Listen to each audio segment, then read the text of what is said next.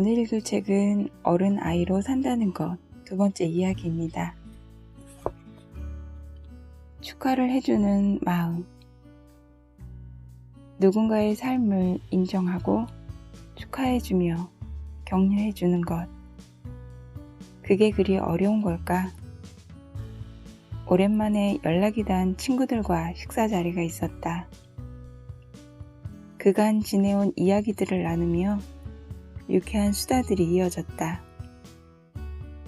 한 친구는 사업을 시작했다고 했다. 게임 프로그래밍을 다루는 일인데 수입까지 좋다고 자랑했다. 그간의 경험상 완벽하게 프로그래밍을 하기 위해 혼자 일을 하는 게 편하다고 했다. 그럼에도 최근 들어 일손이 모자라 직원까지 채용하려고 한단다. 중고교 시절부터 게임을 그렇게 좋아하던 녀석인데 이제야 재능이 빛을 보는 것 같아서 참 대견했다. 친구를 아끼는 마음에 나답지 않게 간지러운 말을 건넸다. 일도 일이지만 하루 종일 컴퓨터와 씨름하면 건강 상하니까 밖에 나가서 운동도 좀 하고. 또 다른 친구는 학업을 중단하고 고깃집을 차렸다고 했다. 망해가는 식당을 인수해 시작했는데 지금은 저녁 시간이면 꽤 북적이는 식당으로 자리 잡았다고 한다. 녀석의 말투에서 자부심이 느껴졌다. 그 친구에게도 진심으로 축하의 말을 건넸다. 남의 성공에 샘을 내거나 부러움을 느끼는 편은 아니다. 그래봤자 어차피 내 인생이 달라지지 않을 뿐더러 그런 감정 소모로 내 시간을 낭비하고 싶지 않기 때문이다. 그들의 성공에 배합하지 말고 넓은 마음으로 축하해주자라는 게 나름의 신조다. 마지막 한 친구는 경호원으로 활약 중이었다. 그런데 솔직히 이 친구만큼은 조금 부러웠다. 친구는 TV에서만 보던 가수들과 같이 찍은 사진을 함께 보내곤 했는데 이 친구한테 연락을 받고 나면 왠지 내 일상이 단조롭고 지루하게 느껴질 때가 있다. 그날도 친구는 스타들을 경험했던 일화들을 쉴 새 없이 늘어놓았다. 우리는 연신탄성을 보내며 실물은 어떠냐는 등의 질문을 이어나갔다. 하지만 이 친구는 다른 친구들의 이야기는 잠자코 듣지 않았다. 다른 친구들 역시 오랜만에 만난 자리에서 친구들에게 인정받고 싶은 마음에 이런저런 얘기를 꺼냈을 텐데 사사건건 시비를 걸곤 했다. 허풍이 좀 섞였으면 어떤가. 그냥 좀 들어줘도 되는 것을. 친구는 번번이 다른 친구의 말을 끊었다. 오로지 자신이 하는 일이 가장 멋지고 근사하다는 태도를 노골적으로 드러낸 것까지는 좋았는데 다른 친구의 성공을 인정하고 싶지 않은 마음까지 드러낸 것이다. 야, 그 프로그래밍 돌리는 거, 그 게임이 인기 떨어지고 망해버리면 끝나는 거 아니야? 세상에 널린 게 고깃집인데 장기적으로 좀 더 획기적인 마케팅을 해봐. 현실에 만족하지 말고. 나 역시 친구들에게 그간에 지내온 일들을 담담히 이야기했다. 책을 내고 감사하게도 베스트셀러에까지 오른 일을. 지금의 내 모습을 보고 친구들이 축하의 인사를 건넸다. 하지만 이 친구는 가시돋치말을 내뱉었다. 네가 처음에 글 쓰고 그럴 때부터 지켜봐 왔는데 넌 진짜 운이 좋은 거야. 시대를 잘 탔다고 해야 하나? 친구 녀석의 말을 듣고 솔직히 기분이 상했다. 마침 취기도 오르던 터라 한마디 쏘아붙이려고 하다가 그냥 술이나 따르라고 했다. 기분 좋은 그 자리를 망치고 싶지 않았다. 이 녀석이 하루 이틀 그러는 것도 아니니 친구의 이런 말버릇은 고질적 문제였던 것이다. 이렇게 여러 사람이 모인 자리에서 한 사람을 꼬집는 말이 튀어나오면 그 말을 듣는 당사자의 기분이 나쁜 것은 당연하고 주변인들까지도 편하지가 않다. 누구나 살아온 스토리가 있기 마련이다. 지금 보이는 모습과는 많이 다른 자신만이 경험한 그 고충과 아픔들을 다른 사람이 오롯이 이해하기란 쉽지 않다. 나 역시 여러 우여곡절 끝에 지금의 내가 있다.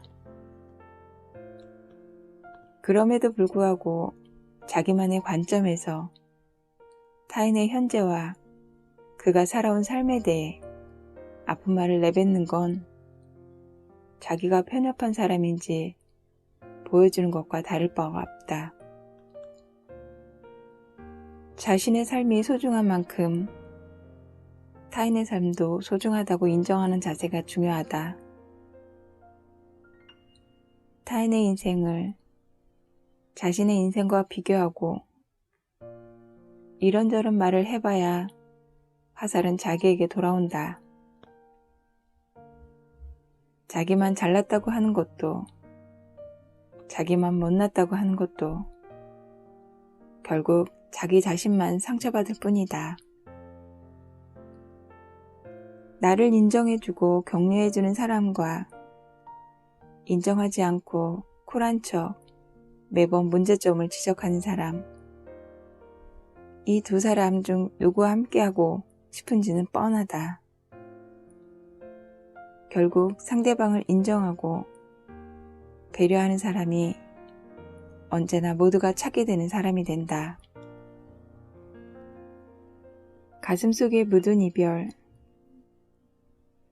이별은 언제나 갑작스레 찾아온다.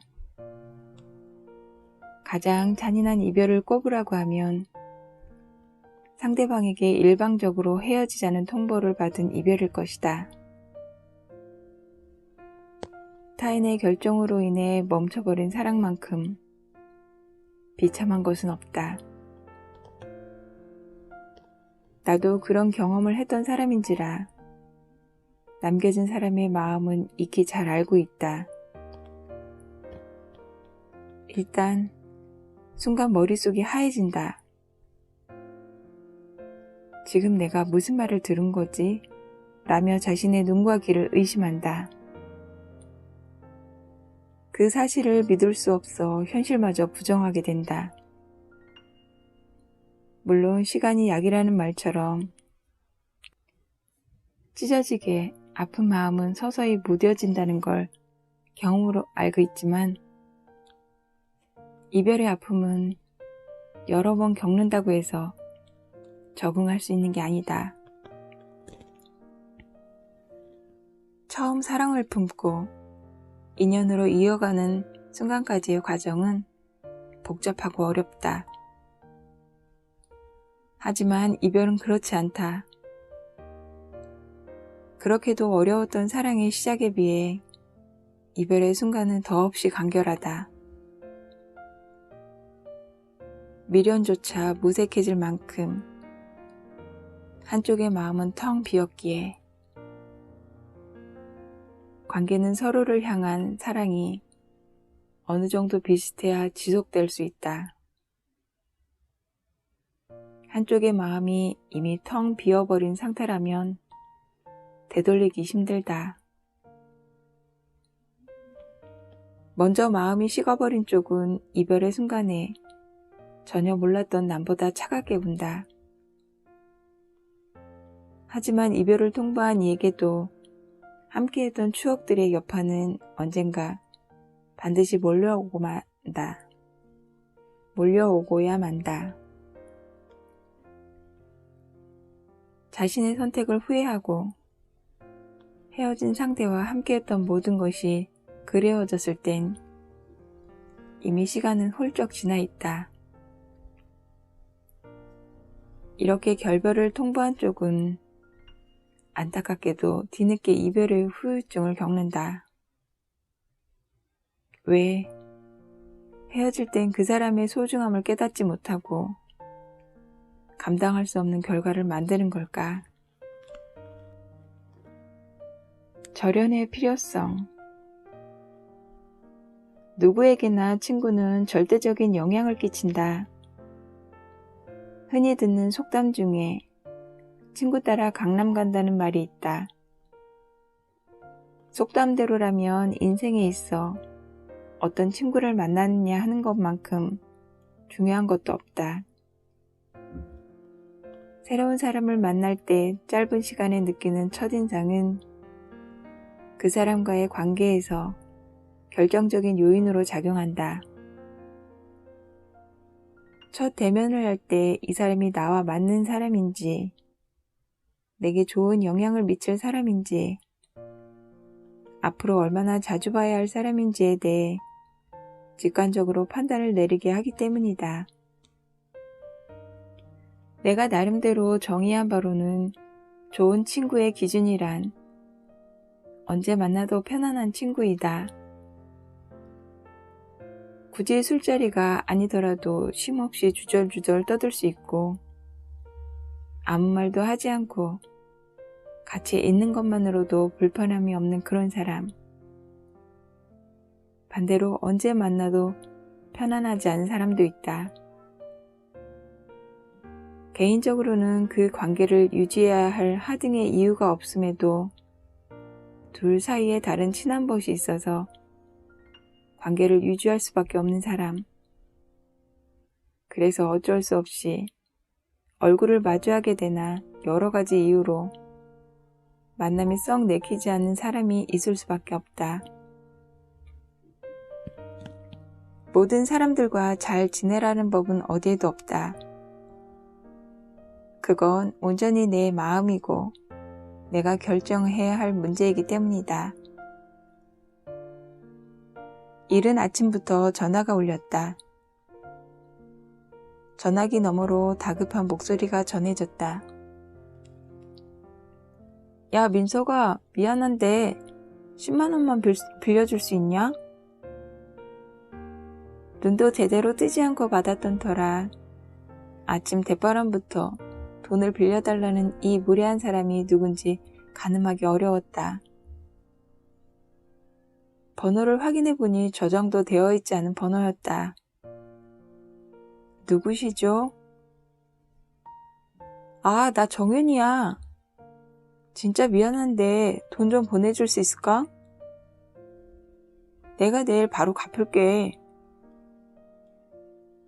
뻔히 읽히는 개수작이다. 내일 당장 갚을 돈이 있는데도 불구하고 굳이 왜 하루 전에 개인적으로 몇 번 만나본 적도 없는 사람에게 전화해서 돈을 빌려달라고 할까? 마음이 불편했다.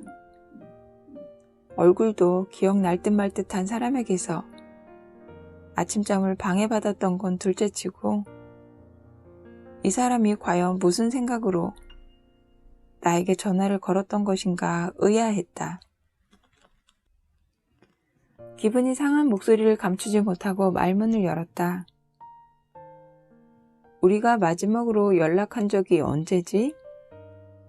글쎄다. 사정이 있는 건 알겠는데 미안해서 어쩌지? 정말 가깝게 지내는 사람들과도 돈을 주고받진 않아서 말이야. 인간관계에 있어서 정말 냉정하게 처신하고자 노력한다. 최소한 상대방을 배려할 줄 알고 내가 이 사람에게 소중한 존재라고 확신이 드는 사람들과의 관계만으로도 내 인간관계는 충분하다고 생각한다.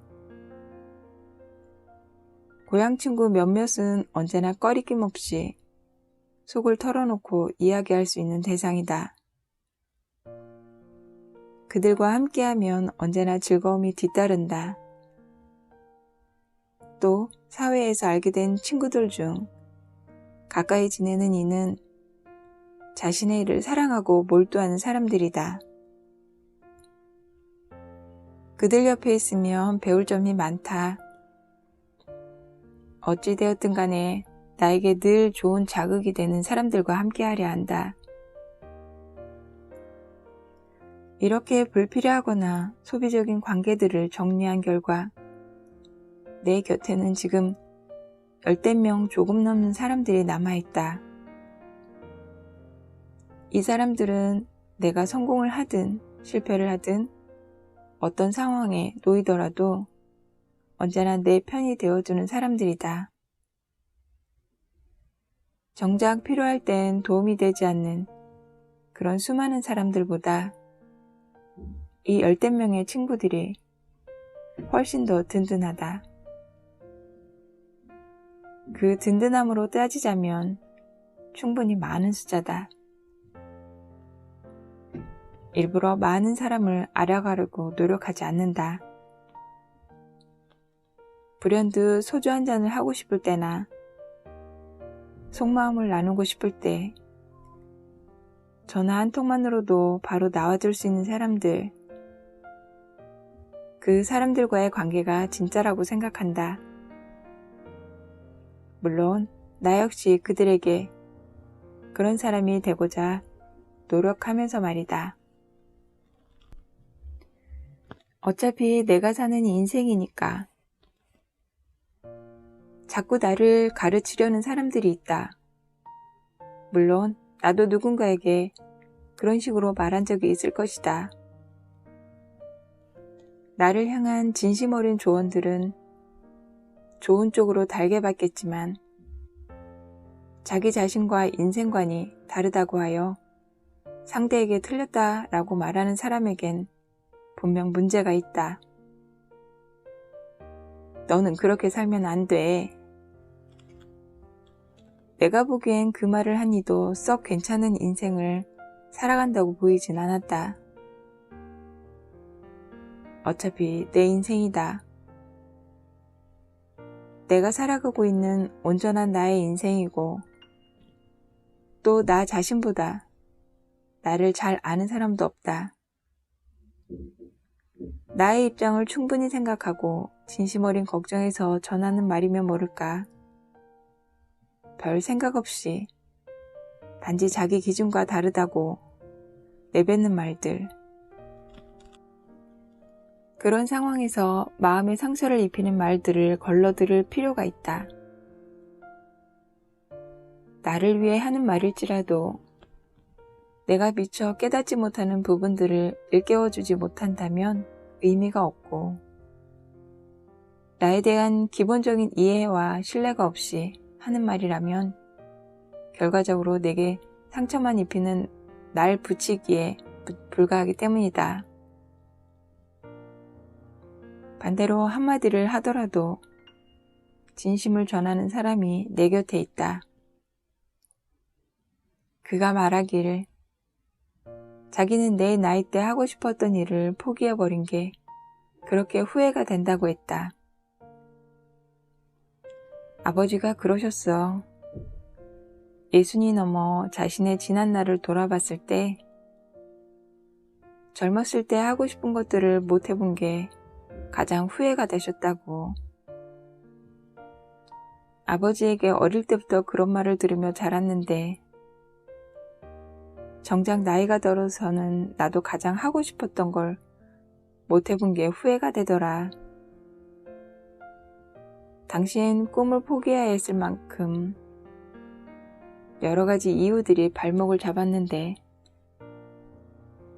지나가 보니 사실 별거 아닌데 내가 너무 쉽게 포기한 것 같더라고. 그의 표정에서 진심이 묻어나왔다. 나도 모르게 안쓰러운 표정을 지었나 보다. 그는 알겠다는 듯이 씩 웃으며 다시 말을 건넸다. 근데 지금의 삶도 나름 만족스러워. 그렇게 반성을 했으니 최소한 지난날처럼 후회될 것 같은 일들은 만들지 않으려고 노력하니까. 집에 돌아와 있는데도 낮에 그와 나눴던 대화가 계속 머릿속을 맴돌았다. 되새길수록 기억에 남는 말이었다. 후회될 일을 만들지 않는 삶이라. 먼 발치에서 남의 일에 간섭하는 걸 썩 좋아하지 않는다. 사건의 자세한 내막을 모르는 경우 당사자가 아무리 가까운 사이라 할지라도 되게 멀리서 상황을 지켜보는 편이다. 아직 길지 않은 삶을 살아가면서 내가 나 자신을 지켜본 경우는 거의 없다. 아니, 내가 타인의 눈이 되어 나를 바라보는 일은 한 번도 없었다. 가끔 궁금하다. 길을 걷다 문득 보이는 내 모습은 어떠할까? 다른 사람의 눈으로 나를 바라보았을 때 나는 어떤 모습일까? 간혹 영화나 드라마를 보면 영혼과 몸이 분리되는 유체이탈 장면이 나온다. 유체이탈을 하면 비로소 내 모습을 타인의 눈으로 바라볼 수 있을까? 한때 스스로를 뭐라도 된 양 잘난 척하며 군 적이 있었다. 주위 사람들에게 잘못된 부분을 꼬집고 꾸짖었고 앞으로 어떻게 살아가야 한다며 주제넘은 소리도 서슴없이 했다. 지금 생각하면 부끄럽기 그지없는 지난 날이지만 주위 사람들도 그런 내 말에 크게 공감을 했던 터라 당시엔 그게 멋있는 줄로만 알았다. 참 얼마나 우스워 보였을까. 타임머신이 있고 유체이탈을 할 수 있다면 그때로 돌아가 나를 멀찌감치 떨어져서 한번 지켜보고 싶다. 아마 스스로 부끄러움을 감당할 수가 없어서 그 자리를 떠나려고 발버둥 칠 것 같지만 이제는 함부로 조언 같은 걸 하지 않는다. 다른 사람의 고민은 잘 들으려고 노력하지만 말이다. 내가 그가 아니기에 그의 사정을 속속들이 알지 못하기에 겸손해져야 함을 안다. 당연한 말이지만 자기 문제는 자기가 스스로 제일 잘 안다.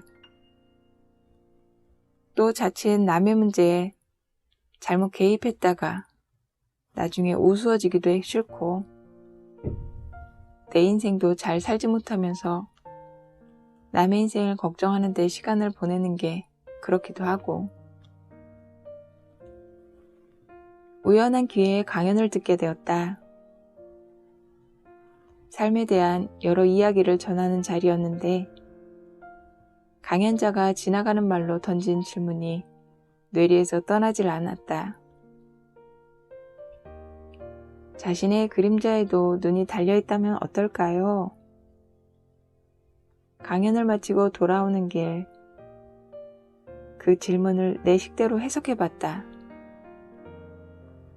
내 눈으로 보이는 게 전부가 아닌 한 발짝이라도 먼 발치에서 나를 보며 살아가는 자세에 대한 질문이 아니었을까 하고 말이다.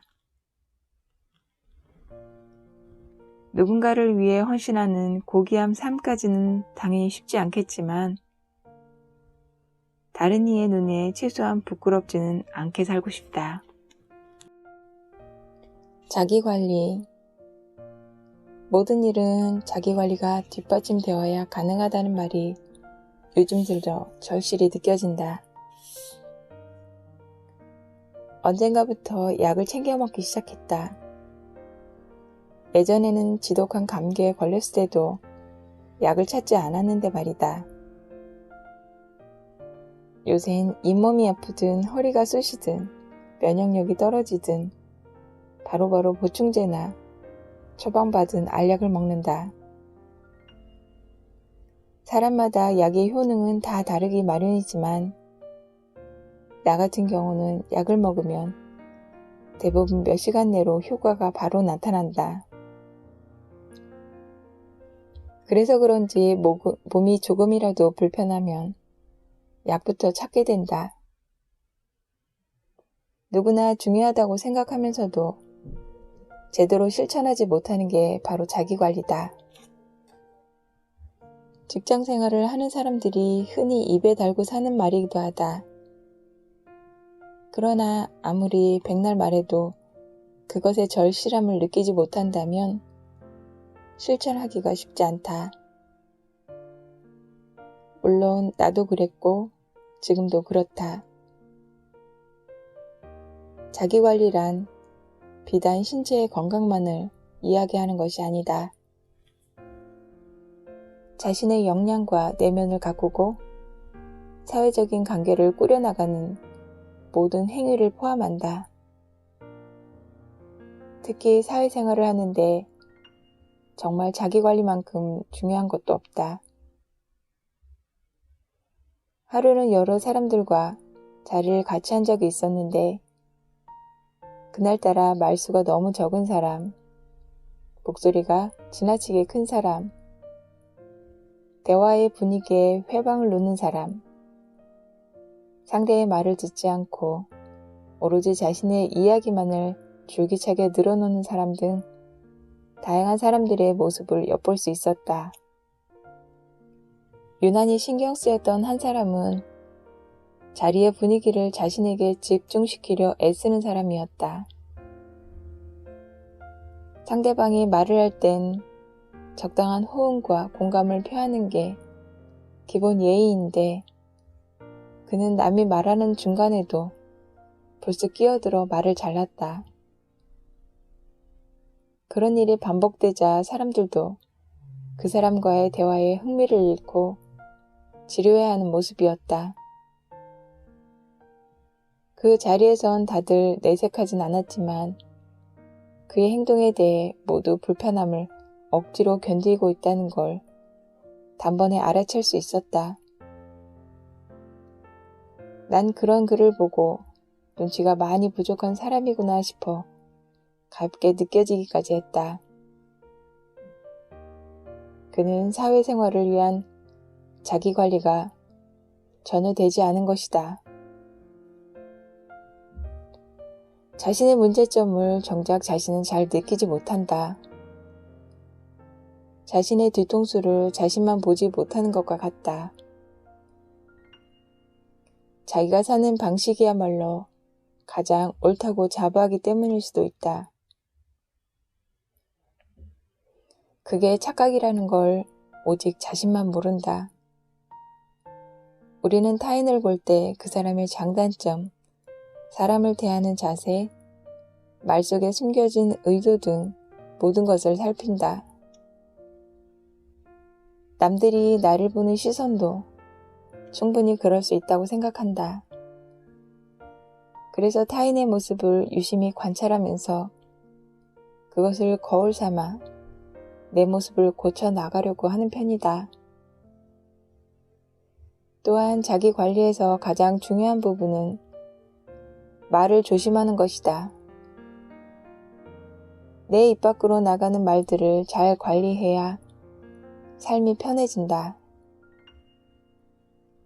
말 한마디에 천냥빚을 갚는다는 속담이 있을 정도로 말의 힘은 크다. 반대로 말 한마디에 천냥빛이 생길 수도 있기 때문에 말만큼 무서운 것도 없다. 하고 싶은 말이 있다고 다 할 것이 아니라 때론 속으로 삭힐 필요도 있다. 내가 상대방에게 하고 싶었던 말들이 타인의 입을 거쳐 내 귀에 들어오는 일은 만들지 않겠다고 다짐한다. 말만큼은 철저하게 관리하려 애쓴다. 이런 식으로 자기 관리를 하면 여러 사람이 모인 무리에서 가장 특출한 사람이 될 순 없어도 적어도 중간이라도 간다는 걸 새삼 느끼곤 한다. 따뜻한 안부. 언제부턴가 다른 이가 내 안부를 묻는 것이 낯설게만 느껴졌다. 안부의 사전적 정의는 어떤 사람이 편안하게 잘 지내고 있는지, 그렇지 아니한지에 대한 소식, 또는 인사로 그것을 대신 전하는 일이다. 사람들은 대개 전화로 서로에게 소식을 전하는데 상대방의 얼굴을 보며 말하는 게 아니다 보니 자칫하면 그 뜻이 왜곡되는 일이 생길 때도 있다. 인생을 살아가면서 만나는 수많은 사람들 중 나를 필요할 때만 찾는 이가 꼭 한두 명쯤은 있다. 어떤 이들에게는 나 또한 그렇게 생각될지 모르겠다. 어쨌거나 그들이 나를 찾는 이유와 목적은 하도 다양해서 나열하기 힘들 정도다.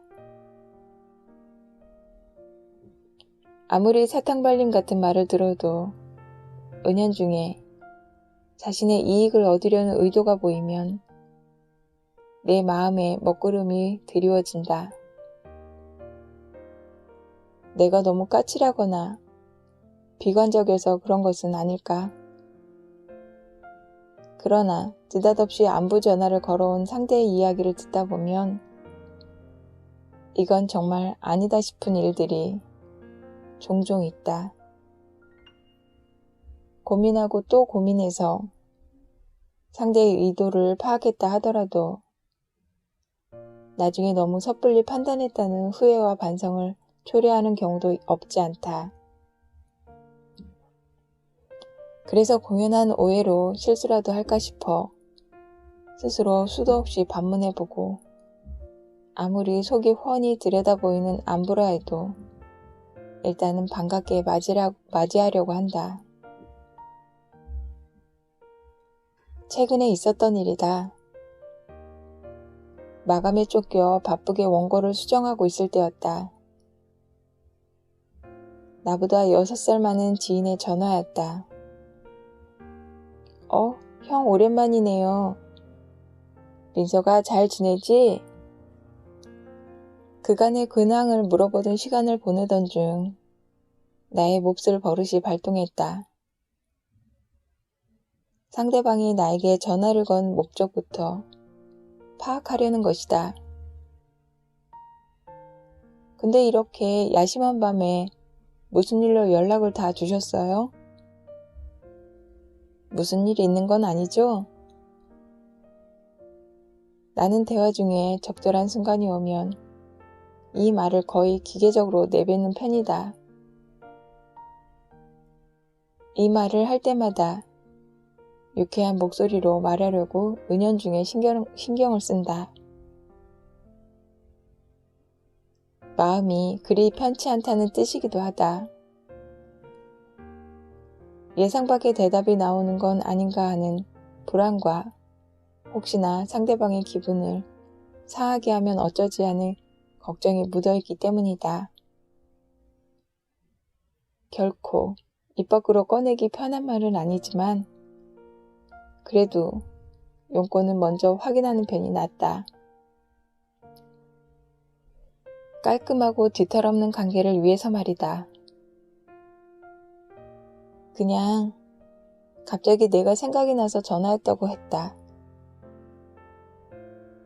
밥은 잘 먹고 다니는지, 혼자 있을 땐 더 잘 챙겨 먹어야 된다느니 하며 뭔가 어린아이를 걱정하는 투로 그는 대화를 이어갔다. 문득 그의 말투에서 느껴져 오는 것이 있었다. 아, 정말 순수하게 내가 생각나서 전화를 한 사람이구나. 생각을 달리하니 마음이 조금 가벼워졌다. 사심없는 안부 전화라 그런지 그와의 수다는 1시간가량 이어졌다. 바로 다음 날 오랜만에 얼굴 한번 보자는 약속까지 했다. 다음 날 근 몇 개월 만에 그 형을 만났다. 오랜만이었지만 어색하지 않았다. 경상도 사내의 특유의 무심한 말투로 살이 더 찐 것 같다며 나를 놀렸지만 그마저도 친근함이 묻어났다. 시시콜콜한 일상과 주변 사람들 소식부터 제법 묵직하게 들릴 법한 인생 이야기까지 그저 대화가 흘러가는 대로 주고받으며 유쾌한 시간을 보냈다. 요즘은 SNS를 통해 대충이나마 서로 소식을 접할 수 있어서인지 전화로 안부를 묻는 일이 많지 않은 것 같다. 그래서인지 갑작스런 안부 전화가 낯설게 다가오기도 하지만 상대가 조곤조곤 자신의 소식을 전하고 다정한 목소리로 안부를 물어올 때면 그 진심이 느껴져 한결 기분이 좋아진다. 골목길을 걷다 불현듯 내 얼굴이 떠올랐다든지 설렁탕을 먹다가 객지에서 자취생활을 하고 있는 내가 밥이나 제대로 챙겨 먹고 사는지가 궁금했다든지 간밤에 꿈자리가 뒤숭숭해 혹시 무슨 일이라도 생겼을까 염려스러웠다든지 그런 사소한 이유들로 안부를 물어오면 언제나 감사하고 마음이 훈훈해져 내가 인생을 잘못 살아온 건 아니구나 하는 생각마저 들곤 한다. 또 반대로 나는 누군가에게 이렇게 따뜻한 사람이었나 하는 반성도 하게 된다. 어떤 사심도 없이 단지 관심과 애정으로 내게 먼저 따뜻함을 전해주었던 사람들에게만큼은 꼭 그 마음을 갚아 나가야겠다. 관심과 애정을 되돌려준다고 사라지는 것이 아니라 주고받으면 더욱 커지는 것이니까. 사실 안부 전화 한 통이 뭐 그리 어렵겠나. 그것마저 일 때문에 바쁘다는 핑계를 대며 미룬다면 그건 아예 마음이 없는 것이다. 그게 아니라면 생각이 떠올랐을 때 바로 상대에게 전화를 하자. 핸드폰을 하루 종일 곁에 두는 건 필요할 때 바로 쓰기 위해서가 아니겠는가. 그리고 나지막히 다정한 목소리로 말을 건네자. 오랜만이다. 잘 지내? 어른아이로 산다는 것 두 번째 이야기. 오늘은 여기까지입니다. 낭독을 허락한 지민석 작가님께 다시 한번 감사드리고요. 날씨가 많이 무덥습니다. 건강 유의하시고 코로나 잘 이겨내셔서 훗날 오늘의 추억을 다시 꺼내볼 수 있는 시간이 되었으면 좋겠습니다. 고맙습니다.